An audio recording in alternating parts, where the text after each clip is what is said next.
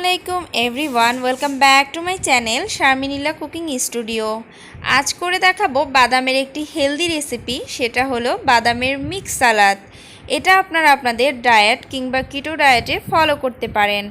আমি ডক্টর জাহাঙ্গীর কবির স্যারের video follow করে প্রায় 7 কেজি পরিমাণ ওয়েট লস করেছি, সেটারও কিছু ভিডিও কিন্তু আমার চ্যানেলে আপলোড করা আছে।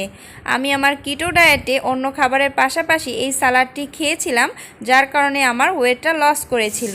তো চলুন দেখে নিই এই সালাডটি কিভাবে তৈরি করব। তো এই সালাডটি তৈরি করার জন্য আমি এখানে নিয়েছি 3 ধরনের বাদাম, কাজু বাদাম, কাঠবাদাম এবং চীনা বাদাম। আপনারা চাইলে যে কোনো একটি বাদাম দিয়েও এই সালাডটি তৈরি করতে পারেন। তো এই সালাডটির জন্য যে 3টি বাদাম লাগবে সেটা কিন্তু ম্যান্ডেটরি না, যে কোনো একটি সালাদ দিয়ে এটা কমপ্লিট করতে পারবেন। আর নিয়ে নিলাম টমেটো কিউব, শসা কিউব, প্রত্যেকটা জিনিস কিন্তু কিউব করে নিয়েছি, আর পেঁয়াজ কিউব, কাঁচামরিচ কুচি আর এক টুকরো লেবু, যেটা ফুল সালাতে একটা জুসিনেস আসবে। আর দিয়ে দিচ্ছি আছে পুদিনা পাতা কুচি, এটা কুচি করে নিয়েছি। ধনে পাতার পরিবর্তে পুদিনা পাতাটা দিলে আপনার হেলথের জন্য ভালো, ডাইজেস্টিংয়ের জন্য ভালো। তো চলুন প্রথমে আমরা বাদামটা ভেজে নিই। তো এর জন্য আজকে আমি ঘি নিয়েছি, আর আজকে ঘি দিয়ে ভাজবো। আপনারা চাইলে butter, olive oil, extra virgin olive oil দিয়েও ভাজতে পারেন। তো যখন আমার প্যানটা গরম হয়েছে, আমি 1 চামচ পরিমাণ ঘি দিয়ে দিচ্ছি।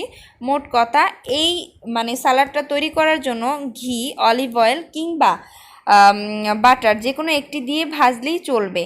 তো আমি এই যখন হালকা ঘিটা গরম হয়েছে, তখন আমি দিয়ে দিলাম বাদাম। এগুলো কিন্তু হালকা ব্রাউন করে ভাজবো। আপনারা যদি ফুল কিটো ফলো করেন, হেলদি ওয়েতে করবেন, আর কিটোতে কিন্তু আপনারা কিন্তু ফ্যাট খাবার খেতে পারবেন। আর কিটোর অনেক ভিডিও আছে, আপনারা ফলো করতে পারেন। এটা ব্রাউন করে ভেজে নামিয়ে নিব। আর সালাডটি তৈরি করার জন্য একটা বল নিয়েছি। আমি এক এক করে দিয়ে দিচ্ছি টমেটো যে কিউব করে কেটেছি, শসা কিউব এবং কাঁচামরিচ, পেঁয়াজ, এগুলো এক এক করে আমি দিয়ে দিচ্ছি। আর আপনারা যখন যে কোনো খাবার খাবেন, সেটা বাটার হোক কিংবা এক্সট্রা ভার্জিন অলিভ অয়েল হোক, সেগুলো দিয়ে ভেজে খাওয়ার ট্রাই করবেন। তাহলে শরীরে একটা বাফারিং আসে, আপনার ওয়েট লস করতে সহযোগিতা করে। দিয়ে দিচ্ছি পুদিনা পাতা কুচি, তার সাথে দিয়ে দিচ্ছি যে বাদামগুলো ভেজে রেখেছিলাম হালকা ব্রাউন। বাদামগুলো ভাজার কারণ হলো এগুলো হালকা বাফারিং হবে, তার কারণে। তো এখানে দিয়ে দিচ্ছি হিমালয়া পিঙ্ক সল্ট পরিমাণ মতো দিয়ে দিচ্ছি, প্রায় একদম যদি বলা হয় হাফ চামচেরও কম। আপনারা চাইলে নর্মাল লবণও দিতে পারেন। আর কিটো ডায়েটে কিন্তু doctor Jahangir Kabir sir pink সল্টটা কিন্তু বলে থাকে। দিয়ে দিচ্ছি লেবুর জুসটা বের করে দিয়ে দিচ্ছি।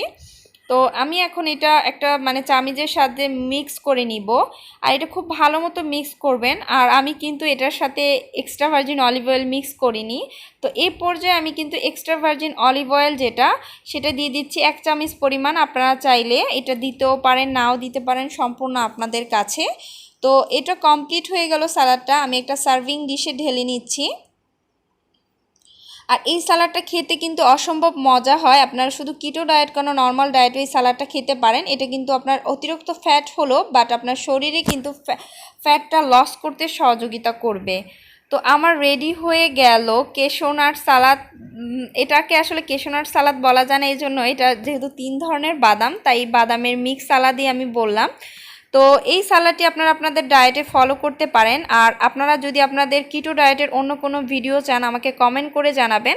আবারও চলে আসব নতুন কোনো কিটো বা কোনো ওয়েট লস রেসিপি নিয়ে। ততক্ষণ পর্যন্ত ভালো থাকুন। আসসালামু আলাইকুম।